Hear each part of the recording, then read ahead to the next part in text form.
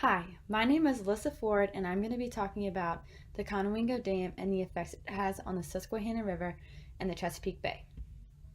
The Susquehanna River is the largest on the East Coast. Beginning in Cooperstown, New York, this river stretches 464 miles down to Havre de Grace, Maryland, before entering the Chesapeake Bay, to which it provides about half the water from its 27,000 square mile watershed. In 2015, America's Rivers named the Susquehanna as number 3 on their list of America's most endangered rivers for harmful dam operations. While the river is no longer on the list, these issues with dams still exist. The river is obstructed by 4 dams on its lower portion from Goldsboro, Pennsylvania to its mouth at the Chesapeake Bay. The last and largest of these dams is the Conowingo Dam in the town of Conowingo, Maryland, which is about 10 miles from the mouth of the river. It was constructed in 1926 and began operation in 1928. This is a hydroelectric dam owned and operated by the Exelon Corporation. You can see in this figure the 27,000 square mile watershed from New York to Maryland that drains into the Susquehanna River. All the water from this entire area must flow through the Conowingo Dam before entering the Chesapeake Bay. The dam stores sediment and the nutrients associated with that sediment. This can be helpful during low flows, but when discharge is high during a storm event, there can be a sudden influx of nutrients, even the ones that have been stored behind the dam for months or years.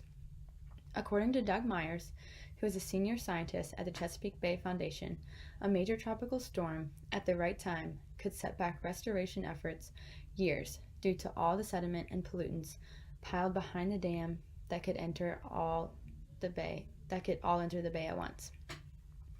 As of 2008, 86% of the storage capacity of the reservoir had been lost due to sediment deposition. This will eventually reach steady state, which is when the influx of nutrients and sediments entering the reservoir is equal to the flux leaving the reservoir and entering the Chesapeake Bay.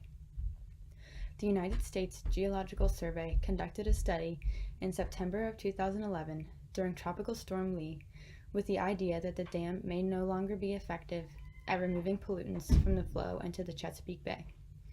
The results showed that although the flood from Storm Lee only contributed to about 1.8% of the water entering the bay from the Susquehanna for the past 10 years, this flow contained about 5% of the nitrogen, 22% of the phosphorus, and 39% of the suspended sediment entering the bay over the same time period. This supports Doug Myers' statement that large storm events can be detrimental to bay restoration efforts.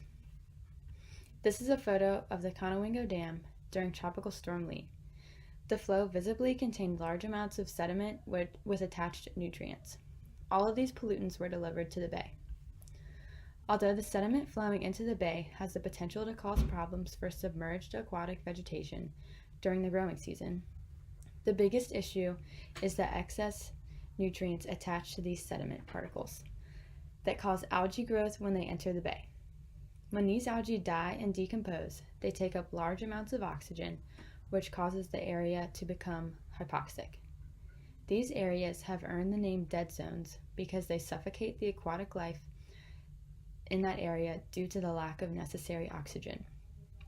There is no aquatic life in these parts of the bay. Life is necessary to replenish the oxygen, so this is a tricky issue to fix. The bay's largest dead zone was 2.7 cubic miles in 2011, but it has been shrinking and was 1.8 cubic miles in 2017. Decreasing the amount of nutrients flowing in from the Susquehanna River can contribute to reducing the size of the dead zone. This figure shows the dead and hypoxic zones in the bay. The size of this hypoxic zone has shrunk since 1988, since effort has been made toward bay restoration, but there is still clearly a lot of work to be done. Since the dam is becoming less effective at trapping the sediments and associated nutrients, it is important that the nutrients be managed and mitigated upstream at the source, because that will be more beneficial to bay health than dredging and will also be cheaper. The Chesapeake Bay program suggests homeowners install rain gardens, use porous rather than impervious surfaces, direct waterspouts onto grass and gravel, and apply fertilizer sparingly and only when vegetation is actively growing. Another issue with the Conowingo Dam and the other dams above it is their blocking of fish passage. The spawning ground for American shad and river herring are above the first of the 4 dams near Harrisburg, Pennsylvania. This is the largest shad spawning area on the East Coast. It has been estimated that only about 35% of fish successfully pass the Conowingo Dam on their migratory journey. The number is about the same for each of the 4 dams, leaving a very small number of fish that actually reach their spawning grounds. In 2001, hundreds of thousands of shad and herring passed the Conowingo Dam. This number has dwindled every year since then. In 2015, when the dam was about to be up for relicensing, shad and river herring had been returning to spawning ground at the lowest numbers since the 1980s. Only 8,000 shad made it past the dam, which was the lowest recorded fish passage in the watershed. In order to please environmental groups during the license renewal process, Exelon has agreed to transport up to 100,000 shad and 100,000 river herring annually past the 4 dams to their spawning grounds. The U.S. Fish and Wildlife Service has established a goal to restore 5 million river herring and 2 million American shad above the 4 dams on the lower Susquehanna River, which will mean about 12 million river herring and 5 million shad will need to get past the Conowingo Dam alone. Another species prevented from migrating is the American eel.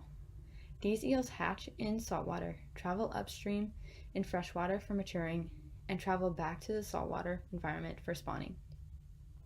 These eels can carry the parasitic eastern elliptio freshwater mussel upstream with them.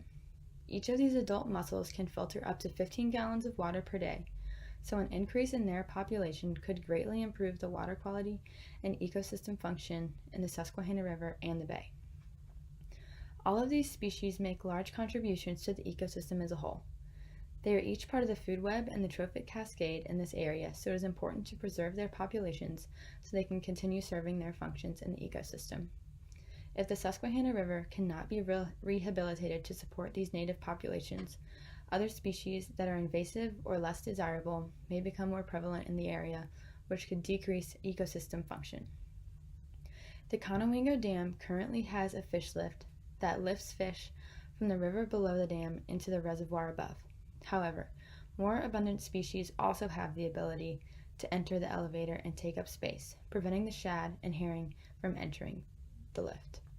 In 2016, the Exelon Corporation announced that they would be upgrading their current fish lifts to support these new goals. They will have 2 lifts carrying fish over the dam, and these will be larger than the existing one. Studies will also be conducted to find out how to attract fish to these lifts. While in the process of permitting and construction for upgrading these lifts, the fish and eels will be trapped in the current smaller lift and transported upstream to the spawning grounds above the 4 dams. Despite efforts, in 2018, shad numbers have dwindled and the number of fish recorded passing the dam was only 6,992, which is less than half of what passed in 2017. Exelon must continue working with government agencies to reach the goals that have been set. A third problem is the fluctuation of flows throughout the day due to the dam. Low flows during the day when people are out of their home and not using electricity are about the same as drought conditions. Water is released from the dam in the evening when people are coming home and cooking dinner, taking showers, or doing other chores around the house that use electricity.